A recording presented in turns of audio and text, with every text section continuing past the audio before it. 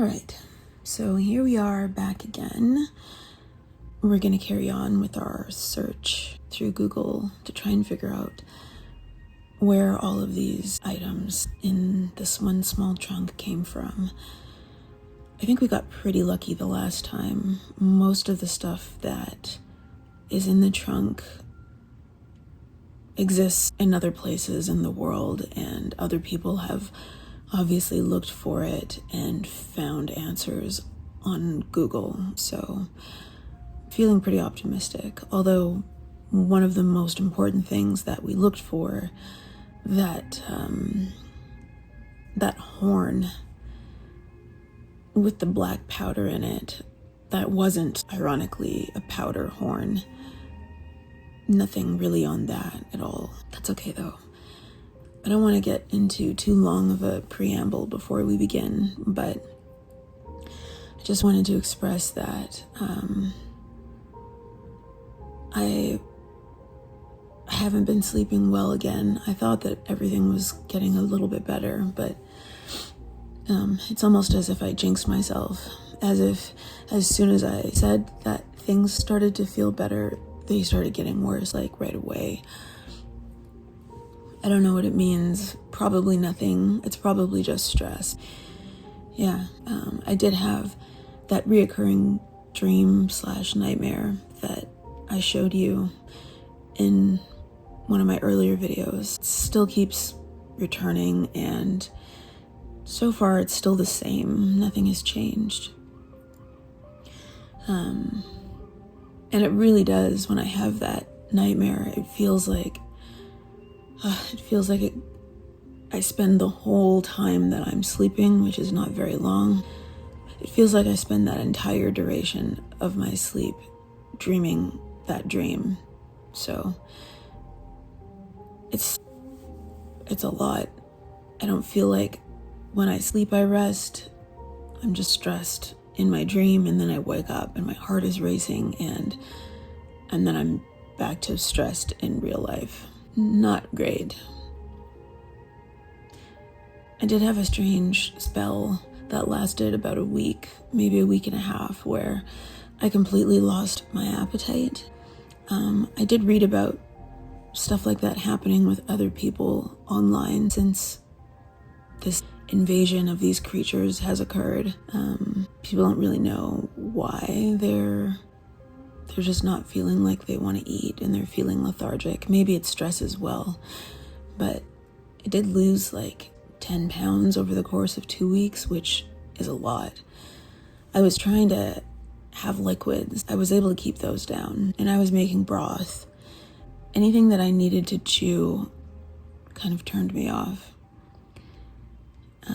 But my appetite's coming back a little bit, so that's good. Today I'm gonna make myself marinated shrimp, and I do have another big container of broth.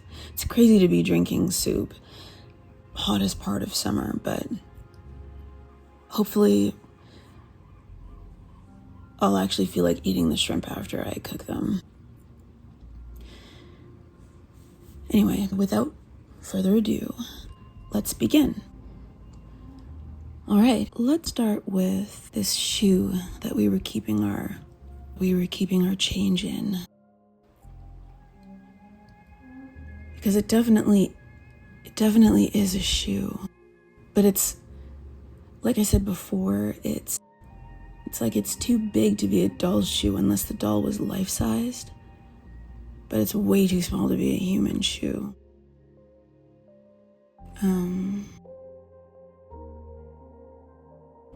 1900 Métis Cree. Huh.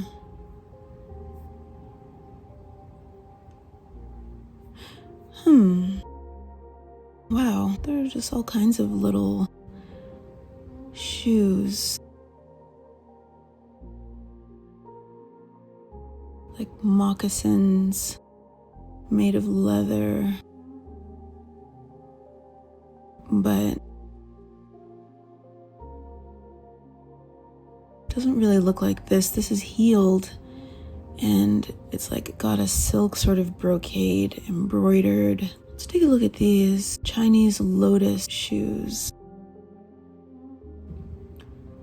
Oh, that's actually, pull up my picture. That's actually the same shape, although it doesn't have the high heel, but my shoe, the blue one, they're cut like this exactly on the inside, this sort of teardrop shape that sort of dives down.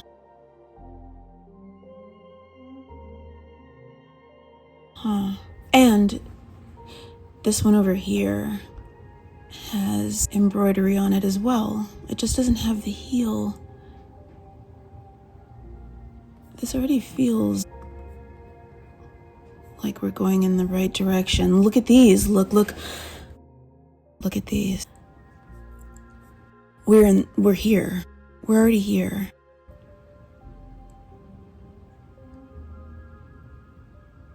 And they're all saying that they're lotus shoes. And these ones do have heels. Look at this. Page isn't loading. Let's see. Antique Chinese red silk embroidered bound foot lotus slipper.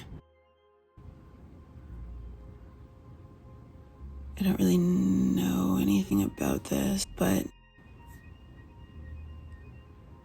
let's pull up mine again. Make it smaller. This is it. This is it. Look at that. It's like 4 and some inches long.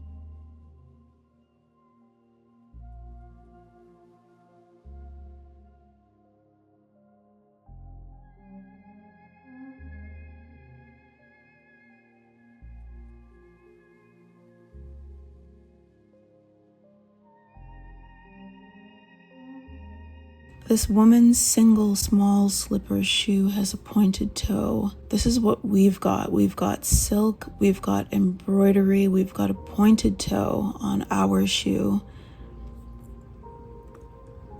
Oops.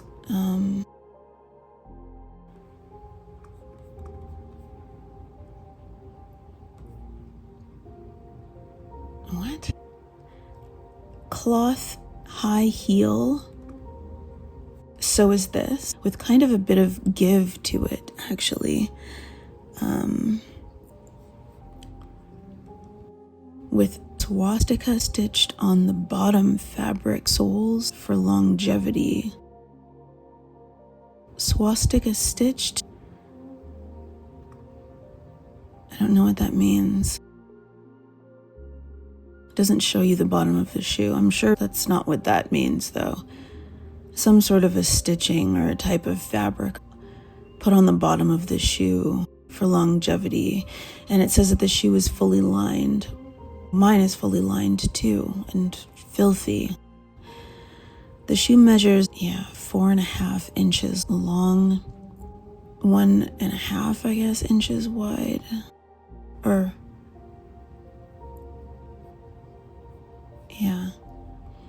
For over 1,000 years, Chinese women's beauty was judged by the size of their feet. Oh, this is typical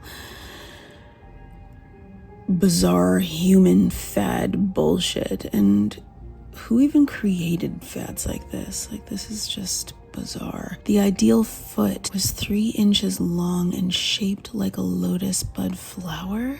This slipper would have been part of a pair and worn as a wedding shoe by the bride. So I guess these weren't like daily wear shoes, but how do they get their feet so small? Like, it's impossible to fit any adult human foot into that shoe. That's why I thought it was a doll shoe. 4.5 inches long. So it's worn as a wedding shoe by the bride. Maybe these were only worn as wedding shoes, so I'm confused. It's in good condition, blah, blah. Chinese textile. Okay. I have more questions. So let's go back. Trying to find something that looks the most like mine. These are all pretty close though. Strange. Let's try this. Oh, weird. Maybe that's what they mean by swastika stitched fabric on the bottoms for reinforcement. It looks like the heel. Here, let's just visit the page. So before we read anything, looks like the heel is almost added as a separate piece, like that piece.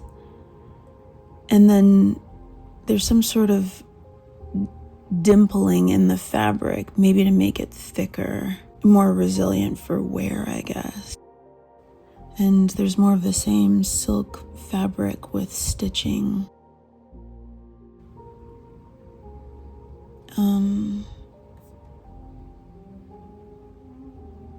Okay, so imagine you're a mother living in China, living in the 1700s. So that's earlier than what was mentioned before in the other listing. Your daughter has just reached the age where her feet will be bound, and you know that you should be happy, but you aren't. You know just how painful the next few years will be for her, but you also know that if you don't do this, she will never have a good life. Having her feet bound will ensure that she has a good marriage prospects and a happy life. Yet you also know just how painful the binding process is. After all, you had done it yourself when you were her age. So it happens when they're children. And this woman in this story, I guess, is an adult, so do you continue to do it as an adult? This is kind of like maybe we can go to Wikipedia to get the actual info. Let's see.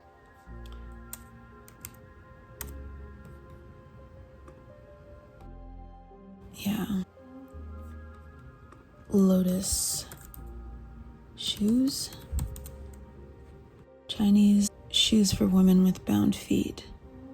Okay, here we are. So the lotus shoe, footwear that were worn by women in China who had bound feet. Here it is. It's like a silk brocade in the picture. And these are 19th century.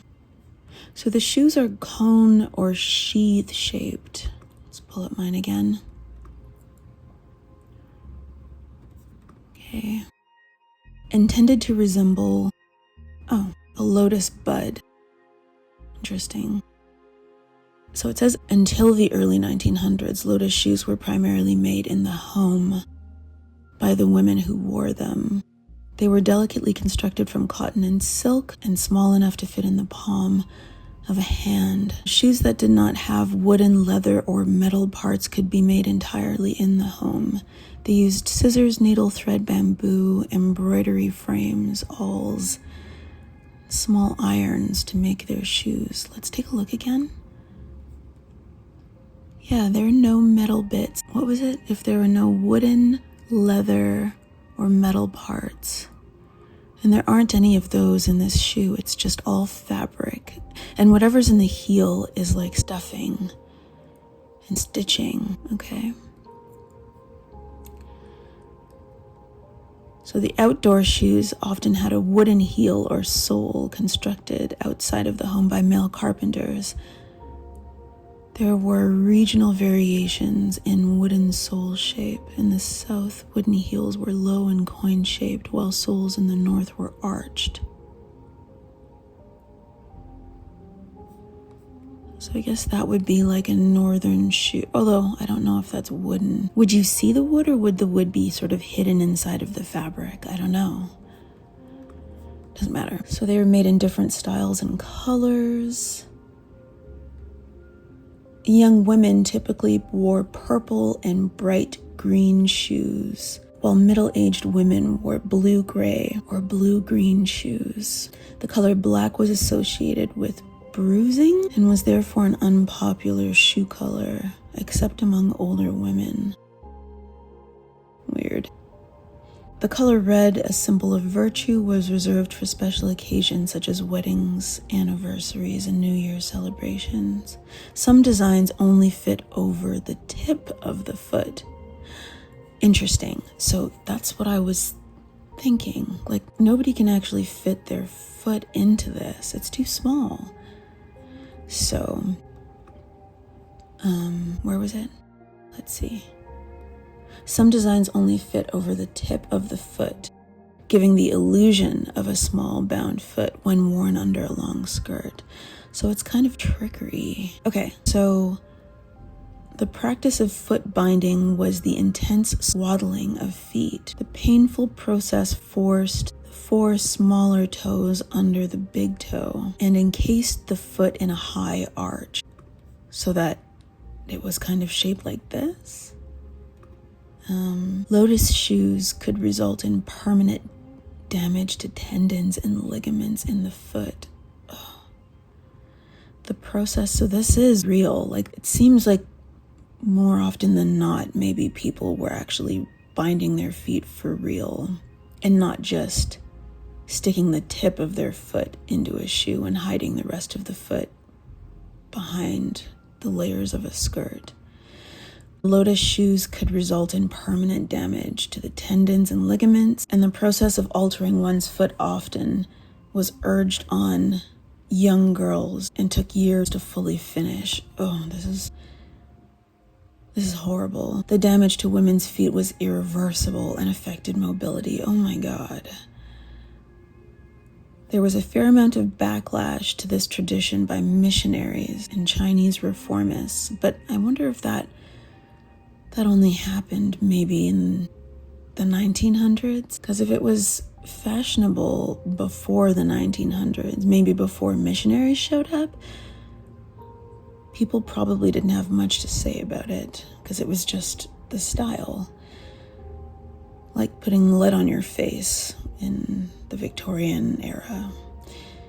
However, women continued to wear lotus shoes until around the 1950s. Oh my God. Oh my God. Evidence shows this tradition was prevalent for nearly 1,000 years. Foot binding had an olfactory and medicinal component. Women would dust alum powder and astringent between their toes before wrapping their feet in hand-woven cloth binders. They would also dust the binding cloth and shoe lining with fragrant powder. I guess because their feet would stink. Like, wouldn't you take the binding off and wash your feet, kind of? I'm confused. Women also used powdered herbal tonics with formulas passed down intergenerationally to soften their bones or speed up the healing process.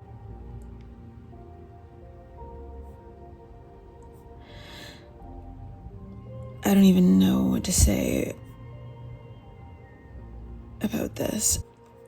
So we're going to read this, but let's read the bottom part because it caught my eye. Though foot binding is no longer practiced, many lotus shoes survive as artifacts in museums or private collections. Okay, well our shoe is definitely not in a museum, but the quality seems good enough that it could be in a museum.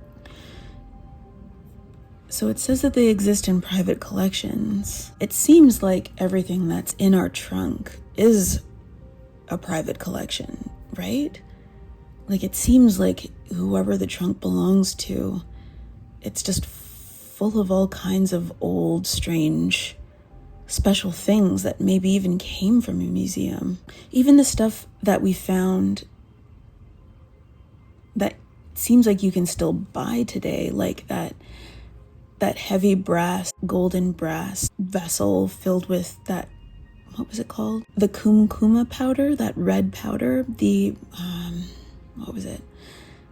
turmeric.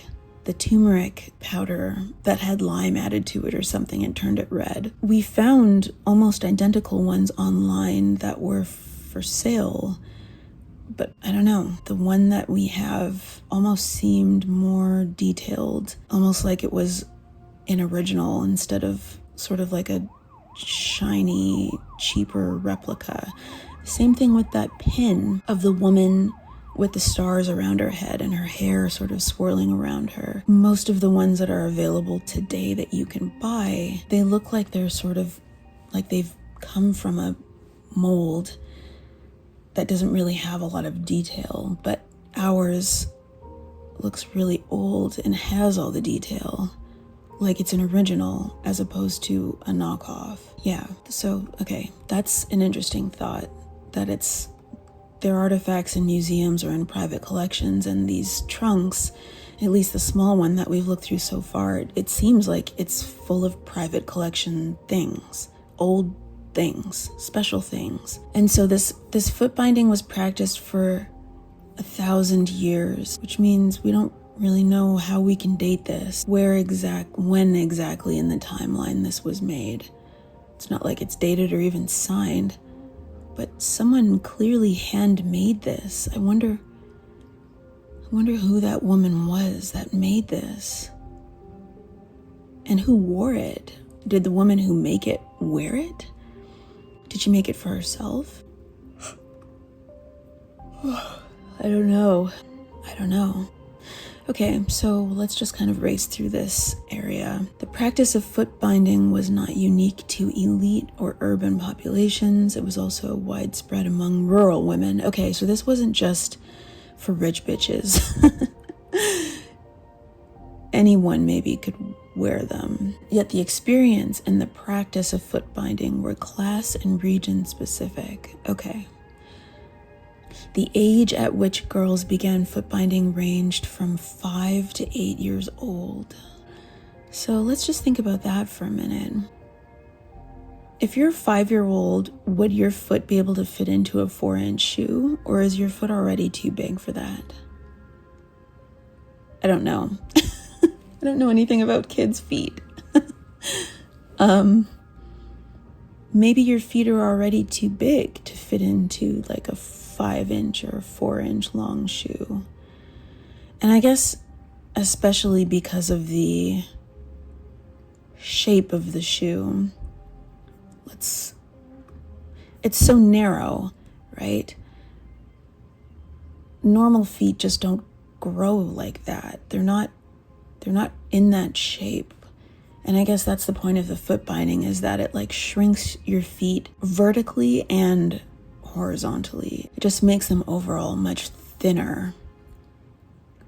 Not wide like normal feet, which normal feet need to be in order to walk properly. Like, they're weight-bearing body parts. That's why our feet are wide, to support us and all of our weight. So if you're binding your feet and making them narrow and short, you can't walk properly, which is why they said earlier in the note that women have mobility issues. But I wonder if the mobility issues are just from your feet being too small, or from the fact that you're damaging your tendons and your ligaments from binding.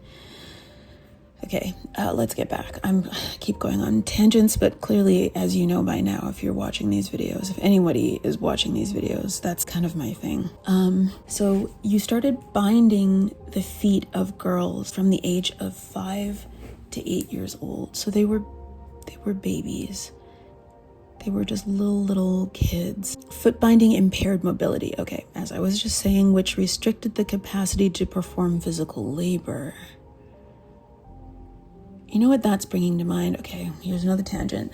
So what that's bringing to mind, although sort of same but different, is I think in like a number of different cultures around the world, and maybe this was before colonialism, or maybe it existed in some of these cultures only after colonialism. The whole concept of foot binding impairing mobility, which restricts the capacity to perform physical labor, reminds me of the whole concept of people having pale skin or white skin. If you have really pale skin, especially if you're living in a country that has a lot of sun exposure, that kind of is an indicator of wealth, because it means that you're not a field worker. You're not doing hard labor out in the sun, you're able to sort of live a life of luxury where your skin is protected from the sun and you're indoors all the time. So it's like a sign of wealth. And maybe for the foot binding, it restricted the capacity to perform physical labor. So it's like if your feet were bound, that demonstrated that you didn't really have to do any physical labor. You were rich enough, or your family was rich enough that you didn't even have to walk if you didn't want to. Anyways, let's keep reading. So families that could afford to lose a daughter's capacity for strenuous physical labor began foot binding at a younger age. Right. So I was right. You had to basically be rich in order to ensure that your daughter didn't have to work and do hard physical labor. So I don't really understand how it could be widespread among rural women then. I guess rural is like a location thing. It doesn't necessarily mean that rural women were poor. Okay, at least not all of them. So they started foot binding at a younger age if they were rich enough to afford their daughter to lose their capacity for labor. This meant that the age at which foot binding commenced was inversely proportional to class. That's what I thought. Okay, so we're on the right track. Where upper class girls' physical labor was more expendable than it was to lower class families. Yet the practice of foot binding did not signal an end to a woman's economic productivity. How? Rather, for women and girls in the relatively poor region of the Shaanxi province, foot binding served the dual purpose of pushing women into the sedentary work of spinning and weaving, while also showcasing a woman's domestic handiwork, making her a more attractive bride. So this is putting colonialism aside for a minute. This smells like everything is still reeks of patriarchy, which I guess isn't surprising, but kind of disappointing, especially if this had gone on for 1,000 years. Fucking tedious. Okay. Lotus shoes and the practice of foot binding had the connotation of being connected to sexuality. Oh my god, how? However, this practice was more closely related to values like modesty, virtue, and morality. Okay, can we just stop for a minute? This is abhorrent. How does binding your feet as a child so that you were in extreme pain and suffering so that you can have these tiny feet and these tiny shoes, how is that connected to modesty? What are big, normal, wide, unbound feet considered lascivious? Like, I don't get it. How are tiny, shrunken feet connected to virtue or morality? Like, how? When? Who made these rules? Was it women? Really? Like, would women have made these fucking rules? Maybe, because we're humans and all humans are fucked, but okay, so let's see. These shoes were frequently outlets for a woman's identity at the time. Women were often weavers and worked with textiles. What does that mean, were frequently outlets? The shoes were outlets for a woman's identity. Does that just mean that women generally didn't have an opportunity to express herself in any other way, so they did it through fashion because they were restricted in every other way? I mean, that makes sense. Women were often weavers and worked with textiles. They were commended for their productivity, which was shown in practices such as the creation of lotus shoes. In this regard, lotus shoes were a source of pride and value. Putting children through suffering that mothers would know they would have to endure for years, is fucked up. It's fucked up in any timeline. And there are cultures all over the world that have all kinds of messed up practices that result in the torture of kids, of babies, of teens, for the sake of probably the same things: modesty, virtue, and morality, or fashion, something as vapid as that. And it feels like it's just an indication that our species is not well, that it's never been well, considering all kinds of horrible things continue to happen to children all over the world for any number of reasons. But anyways, okay, the tradition of foot binding shows the relationship between women and their bodies at this time. Lotus shoes were a way for women to alter their bodies for public perception, so fashion and how they were perceived. This illusion of a smaller foot was wanted by women, and when achieved was celebrated, kind of like weight in most Eurocentric cultures. If a woman is thin, then everybody compliments her.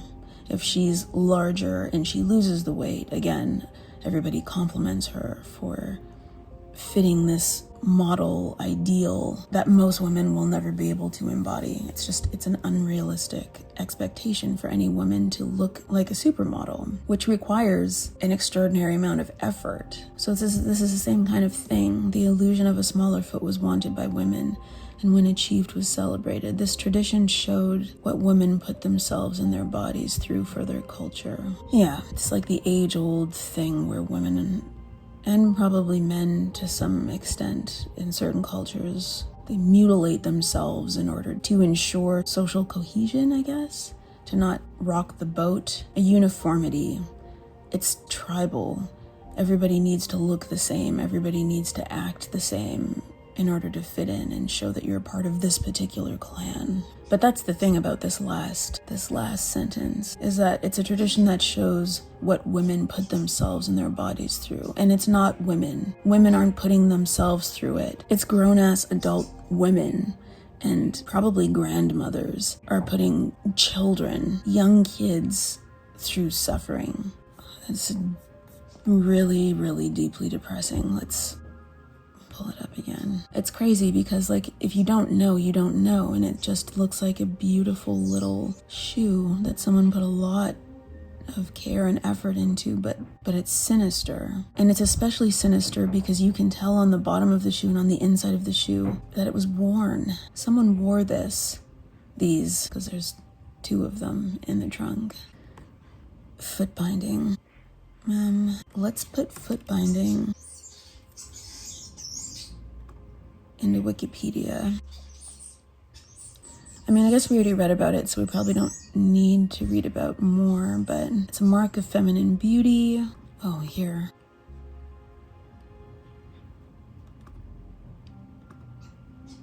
Oh my God, look at her foot.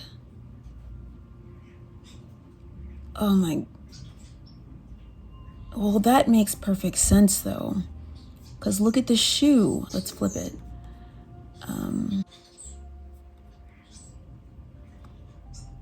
Yeah. That's exactly the shape of her foot to fit into that shoe. Although even her foot looks... Oh my God, I didn't even realize until now. Her foot is in one of those shoes. That is one of those shoes, but actually come to look at it. That shoe looks like it's just the tip of her foot that's inside of it. And the rest of the back of the foot is probably on the outside of the shoe. Huh, interesting. But still, you still have to bind your feet, probably in order to get that portion of your foot even into a shoe that size. And she's sitting on all of these cushions. Yeah, I feel some kind of way about this, and it's not good. And I guess that's like a drawing of a woman binding her foot. I wonder how long you bind your foot for, because it said you do it for multiple years and you start when you're young. Okay. Oh, look at that. A southern song Zaju, probably didn't pronounce that right, actress with a form of foot binding of the period. She's all hunched over, like she can barely stand. Her shoes look flat.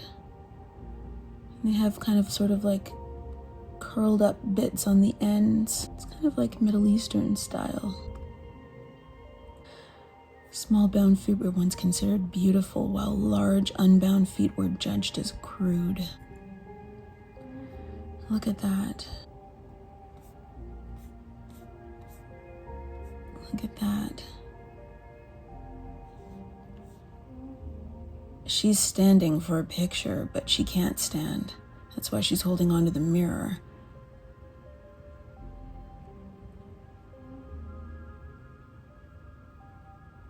Oh, this poor woman. I don't even necessarily know if that's a woman. Like, looks like a girl, teenager.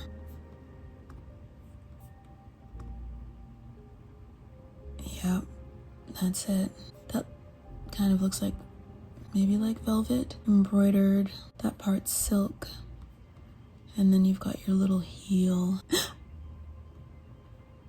A comparison between a woman with unbound feet, which are normal feet, and a woman with bound feet.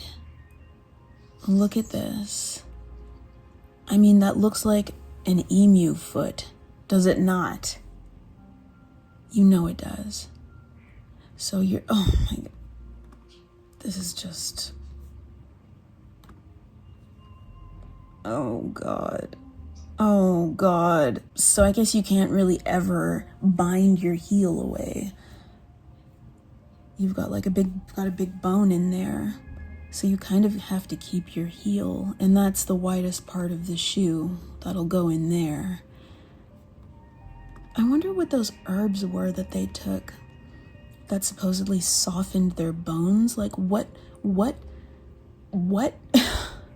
what would even be in those? What chemicals would be happening to do that to a bone? Or is that maybe just like a myth where they thought it was doing more than it was? That seems more plausible, but like this is what this should look like, could have looked like. And this is clearly a tanned foot. And this is just like a sort of pale, pasty claw that never sees the light of day, except for this picture. And that's interesting because it looks like that little bit of shoe at the tip. You can see the binding go all the way down. I wonder, they look like they're wearing the same pants. Kinds of pants or fabric. Sorry, that was like a random thought. But the reason why I'm thinking it is because if you're not able to do serious work, you would think that their clothes would be more sort of luxurious. But it seems like they're wearing the same type of fabric. Anyway, are you supposed to see the binding, or were they just showing this for the purpose of the picture, I guess, so that you could see all of the layers? I mean, that doesn't even look human. It looks disfigured, and it is, but it's disfigured not through nature or something that happened in the womb. This is purposefully disfigured so that you can have that. Oh my God, it just gave me the shivers. Okay. See those? The Manchu flower bowl shoes designed to imitate bound feet. Interesting. So this was the mid-1880s. So technically, like they said, people were still binding their feet in the 1950s. But maybe people liked the look, but they didn't want to go through the pain of doing it. So they were making sort of like mock shoes. And I guess you could probably get away with it too, right? Because if you had fabric that was long enough, nobody would know that your feet were not bound. They'd just see your little dainty shoe and think that your feet were bound underneath. I mean, this is proof that at some point women were just like, fuck this shit. I don't want to bind my feet anymore. It's too painful. I want to be able to walk. Or I want my daughters to be able to do more. Or I just don't want to put my daughters through the suffering. So they maybe started to find ways to trick, to create the illusion without having to go through the suffering. Oh, I thought that was a hand for a minute. I don't even understand what I'm looking at. Clearly that's a toenail. But why is the foot bending this way? And that's, oh my God. So that's the heel of the foot, which means that they have literally changed the entire back part of the foot as well through binding. Honestly, it makes me want to throw up. That must be the same. Right, and if the shoe is high enough, then you don't see the binding.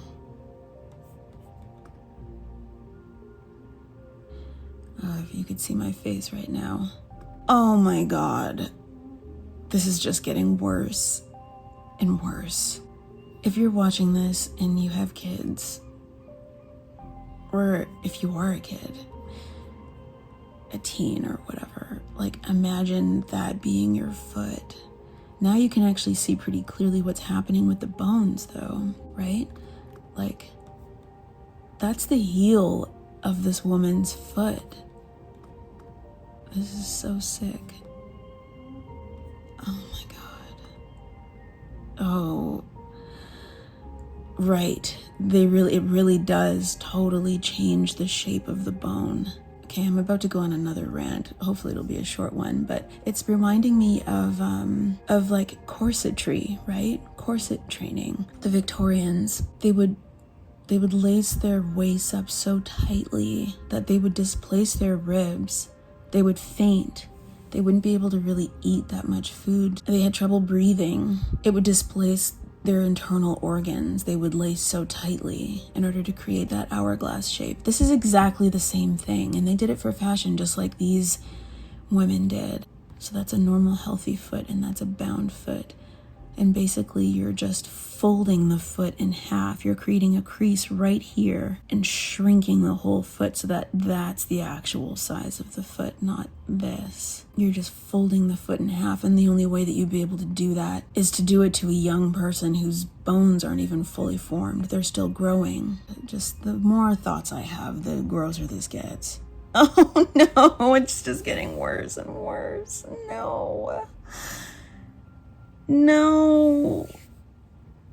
Oh my God. Oh.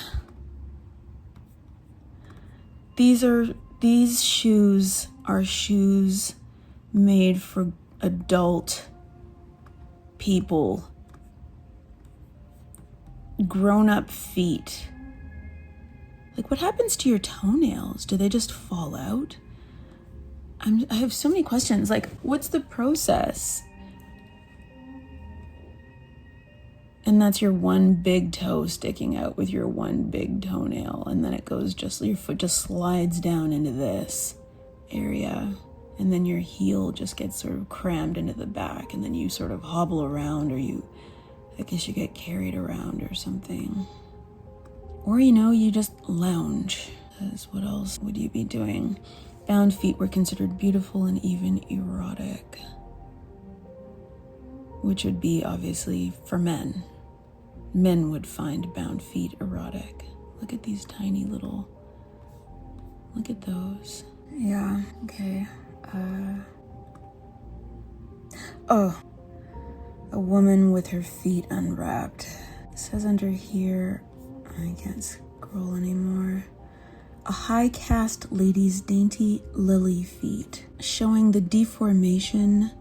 The shoe was worn on the great toe only. So maybe, cause see, look at that, like her actual heels. Her heels actually almost look bigger than normal people's heels, like normal women's heels. You'd think that they would be narrower also, but they're just big and flat and wide, which is kind of odd. And then the toes are, I don't think we need to even go into it. And you basically just have your one giant toe sticking out, and that's what would go into this. The rest of your folded toes would be underneath your big toe, and then your heel would go into that. I wish these women were, I wish that somehow they were able to have been recorded, so you could hear their voice and hear what they had to say about their foot binding journey. Like, what's going on in the head of this woman? Can't really tell the age of anyone either, but I guess that's kind of an Asian thing. Like, you can't really tell if that's a teen. I feel like it's maybe an adult, but it could be a teen. What's going on in here? That's the last picture. Okay, so that's huge. We're not reading through all of that. I'm just going to skim quickly and see what we can find. The practice may have originated among court dancers during the... Dancers? Like how? How are you going to dance with folded feet? During the 5 dynasties and 10 kingdoms period in 10th century China, and gradually became popular among the elite during the Song dynasty, spreading later to lower social classes, 1644 to 1912. Okay, so that kind of gives us a range for our shoes. This is kind of what I was hoping for. So there's a possibility that these could be 1644 to 1912. Maybe I should get these appraised or something. I don't even know where I would go to do something like that. Oh, interesting. So Manchu emperors attempted to ban the practice in the 17th century, but they failed. I wonder why. I wonder why they would choose to do that. And that was only the 17th century. People continued to bind all the way into the 1950s. And these were emperors that attempted to ban the practice. It wasn't even like it was women who were revolting against it. Why would the emperors decide that they didn't want it anymore? And why would they fail? Is it because women fought so hard to continue doing it? So in some areas, foot binding raised marriage prospects. Oh my God. So by the 19th century, 40 to 50% of all Chinese women may have had bound feet, rising to almost 100% among the upper class Han Chinese women. Interesting. And the Tibetans, the Mongols, the Manchus, and the Turkestanis, they didn't practice foot binding. Good for them. So there were still 50% of women in China in the 19th century that were binding their feet, which means that they were binding their children's feet. Oh my God. So the Christian missionaries and the Chinese reformists, they challenged the practice into the late 19th century, but it wasn't until the 20th century that the practice finally, after 1,000 years, began to die out. And there were anti-foot binding campaigns, and upper class and urban women dropped the practice sooner than poor rural women. And by 2007, only a handful of elderly Chinese women whose feet had been bound were still alive. That's insane. That's absolutely mind-boggling. So this is the origin. Accounts of Pan Yunu, a favorite consort of the southern Qi Emperor, Xiao Baozhan. Pan Yunu was renowned for having delicate feet, and she performed a dance barefoot on a floor decorated with the design of a golden lotus. The emperor, expressing admiration, said that lotus springs from her every step. A reference to the Buddhist legend of Padmavati, under whose feet lotus springs forth. So it's a story which may have given rise to the term golden lotus or lotus feet. There's no evidence, however, that consort Pan ever bound her feet. So this is kind of interesting because there's a possibility that if this woman existed, this consort to the emperor in the Song dynasty in China, there's a possibility that she was just a small woman with super tiny feet. But maybe the result of her having super tiny feet and her being light on her feet resulted in other women wanting to mimic her, which is totally what happens with fashion all the time, even today. But the result of women trying to attain or achieve these impossible physical standards was permanent damage to their tendons and bones and ligaments. Oh, this is another one, another emperor, Li Yu of southern Tang, Yao Niang. She was a dancer, I guess? Oh, so Emperor Li Yu created a 1.8 meter tall golden lotus decorated with precious stones and pearls and asked his concubine, Yao Niang, to bind her feet in white silk into the shape of a crescent moon. She then performed a dance on the points of her bound feet on the lotus. She's basically on point, like a ballerina. And ballet shoes almost are like the equivalent of bound feet for ballerinas. And Yao Niang's dance was said to be so graceful that others sought to imitate her. And the binding of the feet was then replicated by other upper class women, and the practice spread. So these are like origin stories for the practices, but we don't really know if they're true. It's all we have to go off of, though. And this was in the 10th century.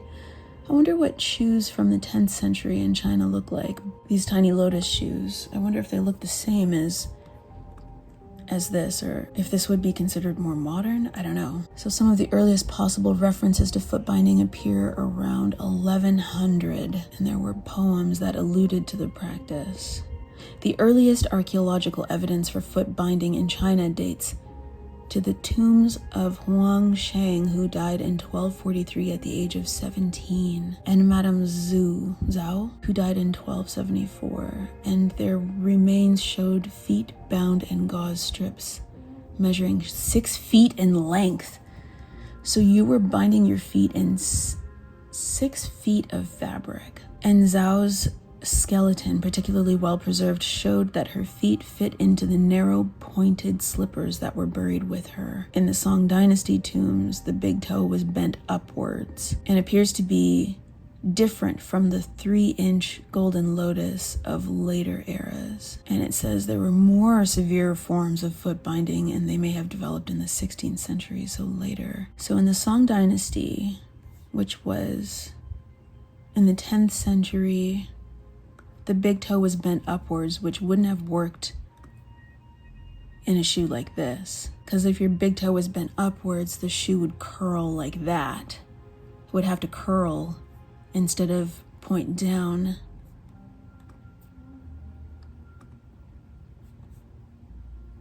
Let's see.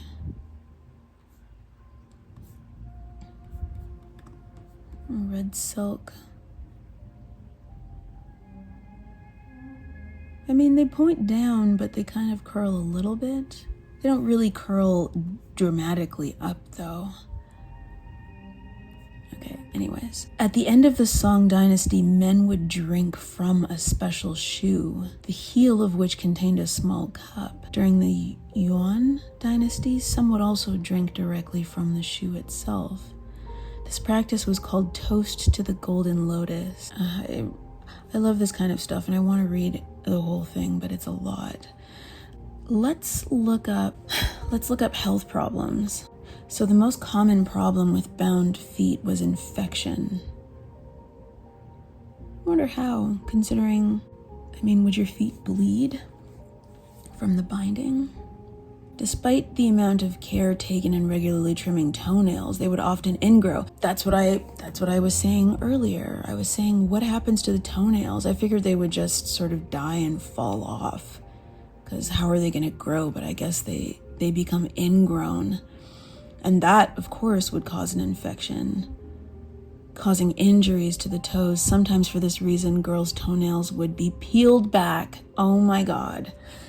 And removed altogether. Imagine as a mother or as a grandmother or whoever was taking care of these girl children having to rip off your children's toenails or peel your children's toenails back. It just gets worse. It's just getting worse. The tightness of the binding meant that the circulation in the feet was faulty, and the circulation to the toes was almost completely cut off, so injuries to the toes were unlikely to heal and would gradually worsen and lead to infected toes and rotting flesh. And the necrosis of the flesh would initially give off a foul odor. Later, the smell may have come from various microorganisms that had colonized the folds. Most of the women receiving treatment did not go out often and were disabled. This is horrifying. And the infection in the feet and the toes entered the bones, and it could cause them to soften, which would result in the toes dropping off. Okay, I need to take a break. I can't. Much later. Okay, I took a little break. I'm back. So the infection can spread into the feet and toes and enter the bones and could cause the bones to soften, which could result in the toes dropping off. This is like female genital mutilation. This is like going out of your way to make the choice to mutilate a baby's body for the sake of tradition. Like, how could anybody in their right mind, I guess because they think, according to their culture, that they're doing something that's very necessary and good for their child. They're doing it for the greater good and improving the future of their child, giving them a better life, right? It's so warped. And this was seen as a benefit, the toes dropping off, because then the feet could be bound even more tightly. Girls whose toes were more fleshy would sometimes have shards of glass or pieces of broken tiles inserted within the binding next to her feet and between her toes to cause injury and introduce infection deliberately. There must have been so many women and girls who were dying from infection and sepsis. It had to have happened. It must have been rampant. Right. I keep getting ahead of myself.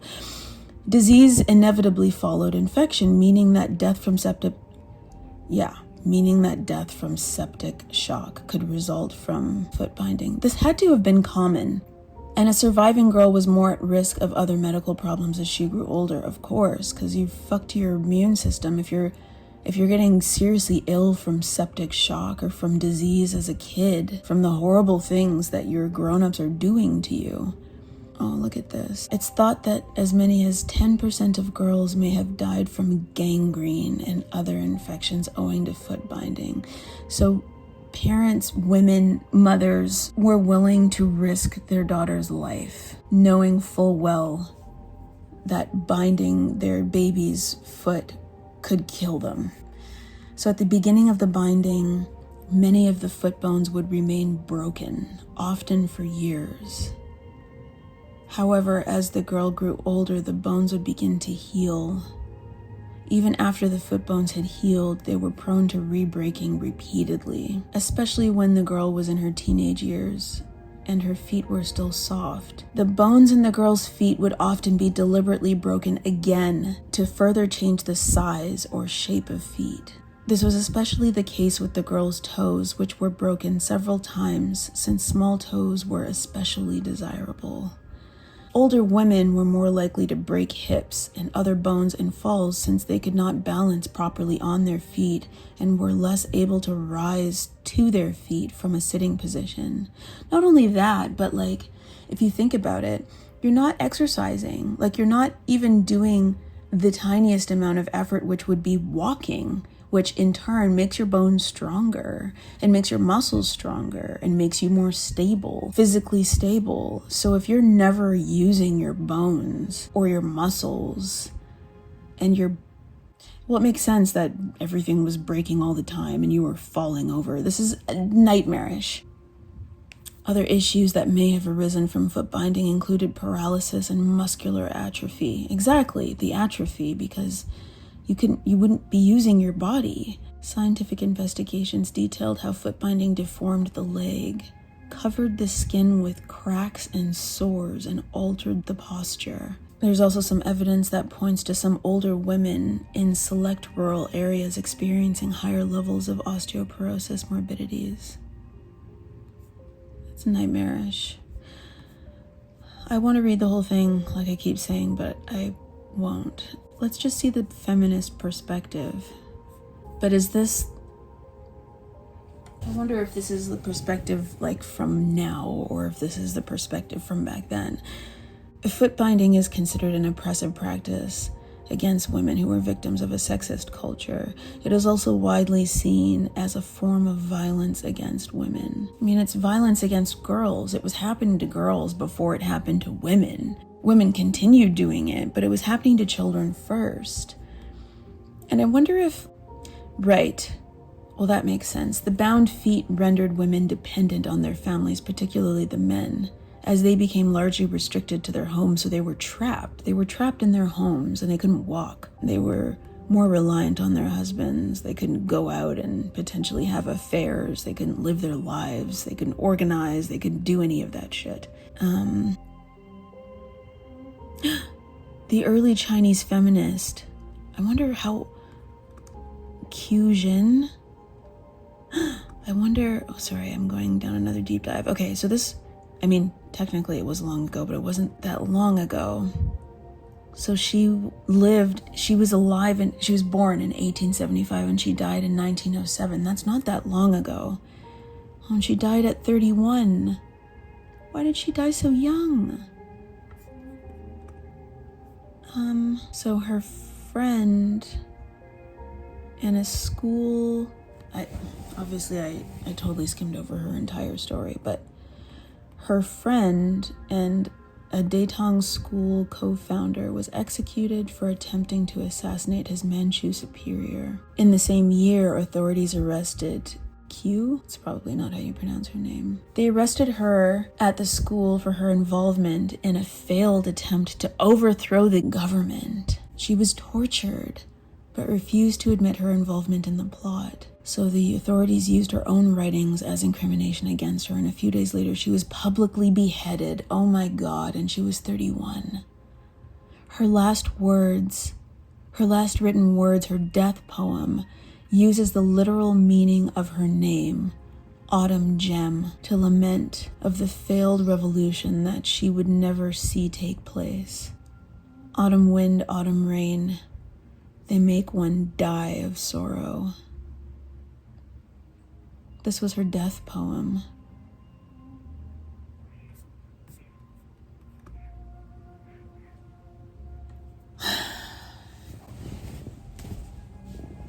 Revolutionary.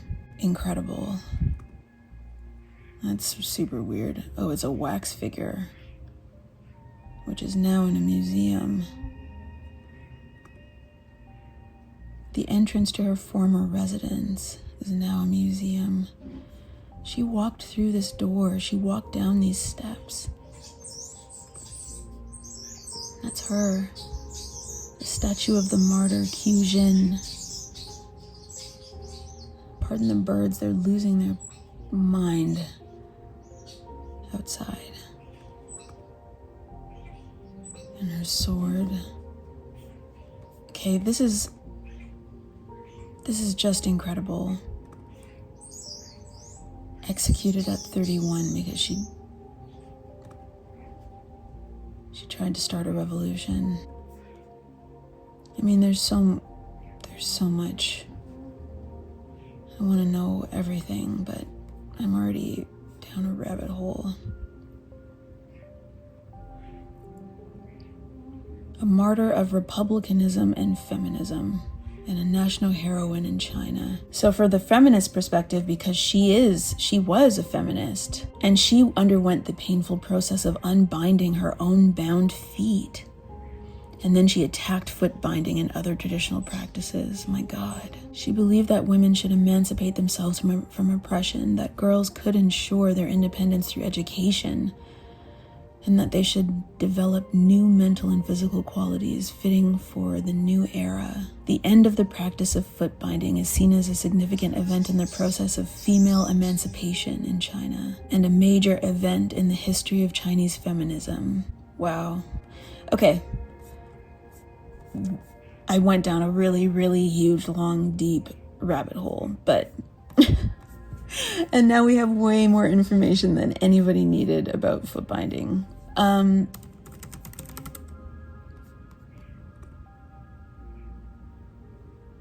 Look at that look. Look at it.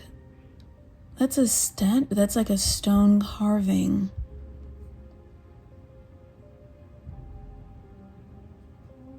Ugh. They just fold all the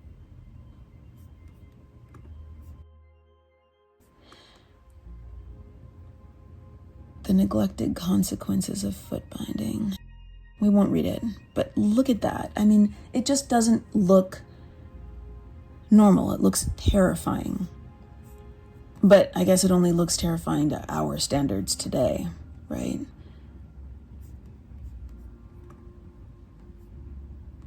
It's just,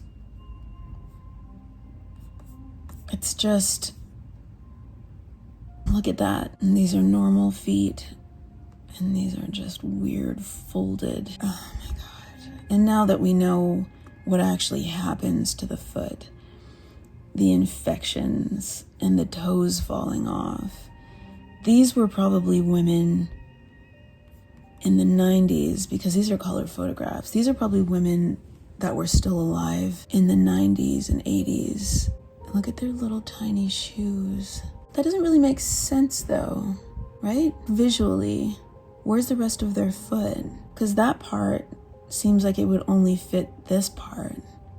So where did this part go? Is it just out up here? Is it outside of the shoe, like in this picture? A little confused. Look at this senior who, like, can she walk? Look at this foot. What is it? It's not a foot anymore. That's not a foot. What is that? It's just a lump. It's a stump. It's a stump. The toenail's gone. It's just a pointy stump. And that's her shoe. She looks so proud too. Her stump. Her lumpy, pointy emu stump. Okay, I know I'm out of control. I can't help it though. Like, this is The Guardian. The last woman in China with bound feet. I thought it would give them a better life. Look at that. That's not a foot anymore. Oops, what did I do? That's not a foot anymore. It's just the toes are completely gone. The nail's gone. The foot's completely healed. And it's like this calcified thing. And those are her little shoes in the back. And she's got her feet on a little pillow. And she looks just fucking thrilled about it. Like, look at this face. Oops, what have I done? Okay. All right, okay, we get it. I don't need to keep looking, but now it's like a train wreck. It's like I can't even stop myself now. I'm completely, so it would look like that. This is the Museum of Chinese in America. That sounds strange.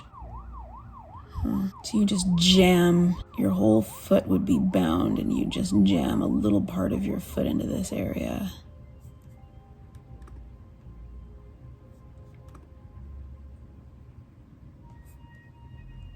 These shoes seem more, not practical, but they have this whole part up here in order to hide the binding. I guess that's what you would do. You would either have like this long part attached to your shoe to hide your bound foot and ankle, or you would just wear really long sort of flowy robes and dresses to hide the binding.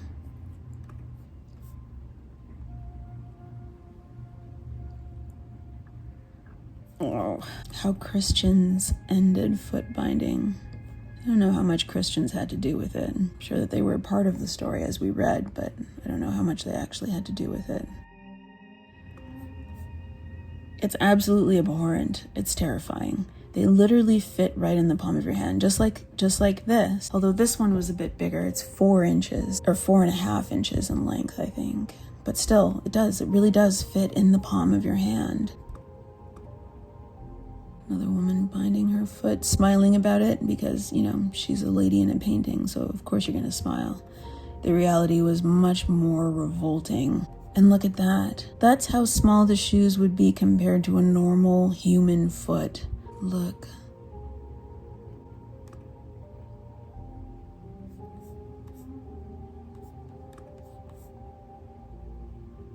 Ugh.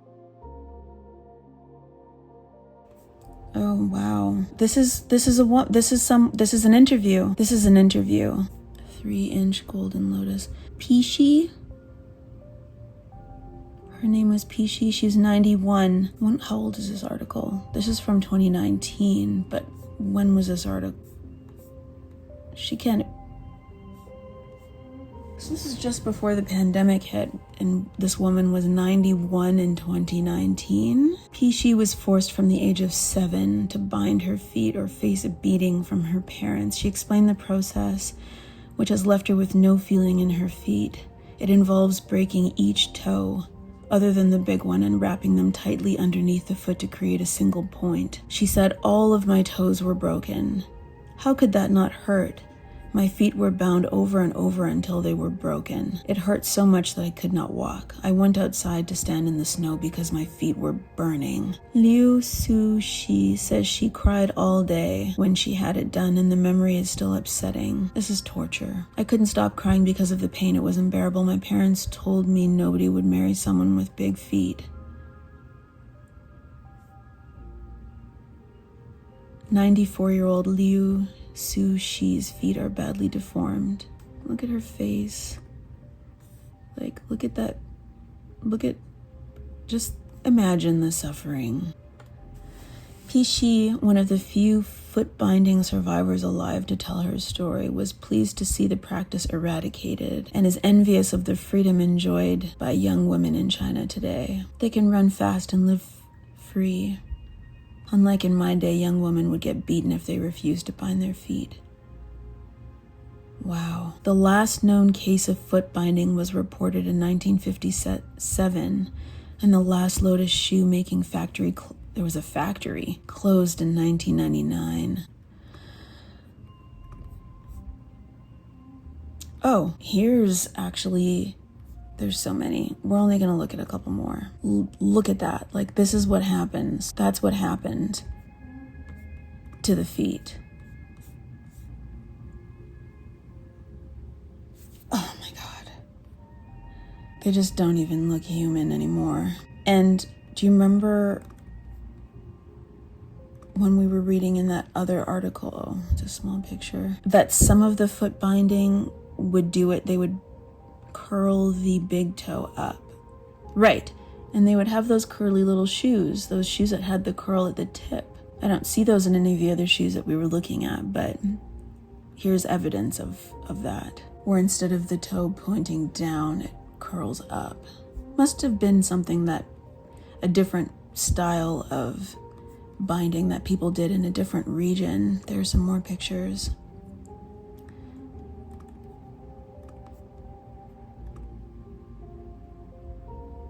They are still such tiny little shoes, and the toes, it's just so...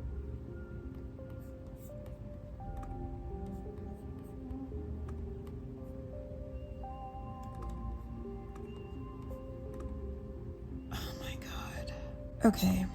All right. There's nothing else. The comparison, though, that's what's really shocking.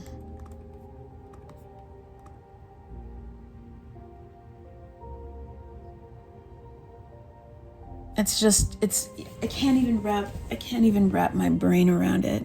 It's so disturbing. Why do I have these? Why are these little shoes? That's a kid. These are kids. The pictures are so small, though.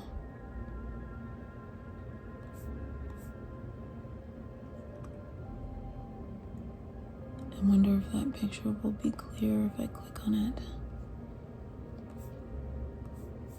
How old is this? Estimated date of 1870 to 1880, and she's a child. Look, her toe is already, like her foot is already an arrow. It's already a completely pointed arrow.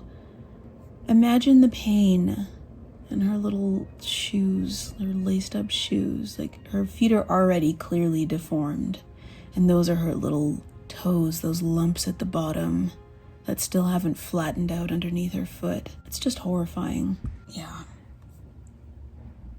There's nothing else that I can say.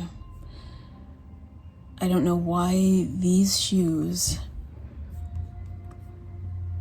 were in the trunk, but I also don't know why those Japanese coins were in the trunk, or the Russian kopecks or anything else. I don't know. And I don't know, I'd be inclined to think that the shoes were dirty because they were in the swamp and those trunks were like almost completely submerged. But these shoes have wear on the inside and on the sole, like they were worn, they were walked in. To think that someone's rotting foot was in this shoe, maybe a child's foot, I don't know. All right, we're done with that.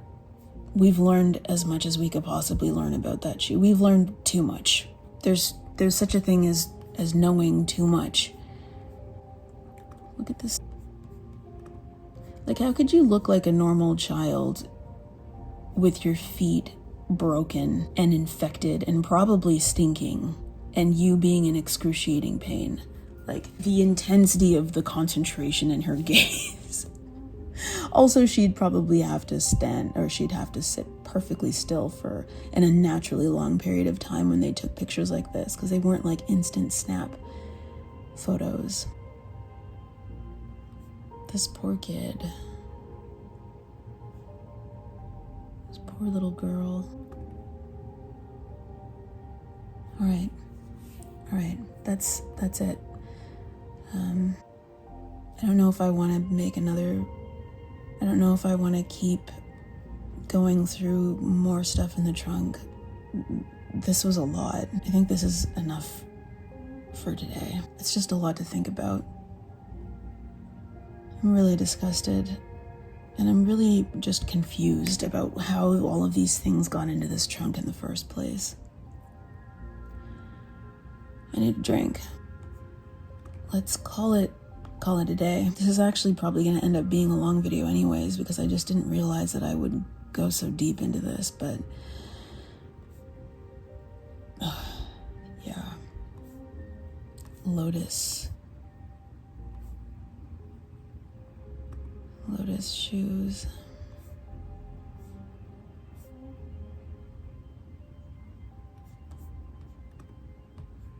They're so beautiful. Too bad they have a horrifying history and required horrifying things having to happen to children in order for people to show off the beauty of these tiny little shoes that were hiding a rotten nightmare on the inside. Yeah. Okay, well, that's all I've got for today. Guess I'll be back with more regular programming. We can go through the rest of the stuff in the trunk hopefully next week. I hope you have a good weekend.